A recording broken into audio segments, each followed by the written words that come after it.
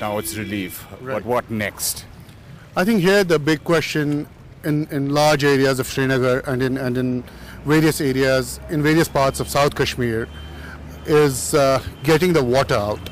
I mean, the geographical shape of especially the city is such, it's like a bowl. And there are parts, like we are standing here in this area is called Tenkapora, and next to this is Bemina.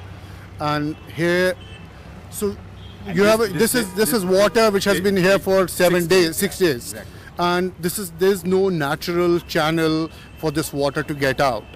Now, everyone, I've been coming here for the last 4 days. Every single person you talk to tells you one thing: look, this water is stagnant water.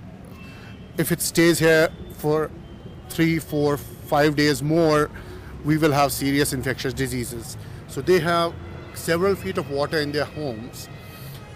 There's water everywhere around us. Yeah. And there is no way for this water to go. So the first sign of governmental effort we saw to push this water out was on the way here. I saw like there was 4 or 5 fire services engines, and they were using the fire brigades to push. But the magnitude of the water in this area, now this is not just one mohalla. Magnitude, and you also saying if this water has stayed here for 6 or 7 days, I mean, those fire pumps are not really going to work. No, that's not going to help it. And this is thousands of houses which have water inside them. This is where several thousand people live, and an outbreak of disease can be very costly. Sure. So what is absolutely necessary at the moment is we need the government, we need the corporations, like there are companies like Kirloskar or Tata's or major engineering companies, and it's an appeal if they can donate those machines, the machines that can pump out water. I mean, we have a whole network of volunteers who can pick them up from the airport, get them to places. That's all that is needed. This water needs to be Why? pumped. Why is it so crucial that this water needs to be pumped out? It's 6 days already. What happened? Few more days later, we'll have cholera, we'll have epidemic, we'll have serious disease. I'm not even sure whether walking through this water or wading through this would be safe. No, I mean, this is life-threatening disease. We're talking about serious epidemic if this water is not pumped out. You know, I mean, there's a large population that lives here. There's several thousand people who live in this area, who live in Bemina, and there's a similar situation elsewhere in the city. And I mean, there is just no debate about it. It's sad to see there doesn't seem to be any urgency in pumping this water out. This is dangerous water which can kill people tomorrow. Pumping this water out, what else to resolve the issues that come up with waterborne diseases? So I was talking to several doctors at this relief camp, and they talk about various chemicals that can be sprayed. Like some friends from Bombay, some doctors from Bombay told me after the delusion Bombay people learned to use bleaching powder. And I'm not a medical expert, Sure.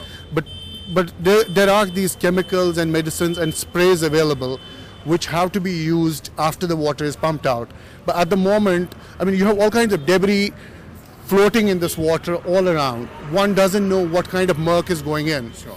You know, there were like 2 miles from here, I was driving through Kamarwari a few days back, and military had a major dairy farm. There were like several hundred cows. All the cows. All the cows were dead. I drove in this truck through this big road littered with carcasses of cows, and the stink was so intense that for a good 5 to 10 minutes I just had to tie my jacket on my face, and this is all connected. So this water is connected with all those rotten bodies, and that's what we're talking about. This is serious. This is a serious threat, and I think it should be addressed with some degree of urgency at least. So the rescue is over. It's now the relief is what they. I mean, the major part of rescue is over. We need blankets, we need food items, still need medicine. South Kashmir has very little. There are thousands of villages there. It's a major area. Geographically, it's a major area. Yeah. Anantnag, Kulgam district, Pulwama. We need serious supplies to reach there.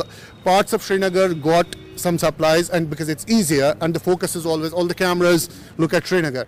But we need people to reach to Kulgam, to Anantnag, to Pulwama, where there are villages in terrible, like local initiatives, and the rural areas are a tightly knit community, and people are coming out everywhere to help, but that's not enough. We need serious medicine, serious relief supplies there, but the big crisis, and there are carcasses all over there.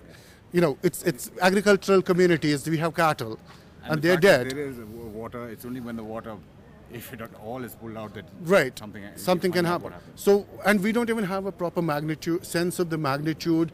What are the casualties? One hopes that they are less, but when the water is drained out, we don't know what we will find.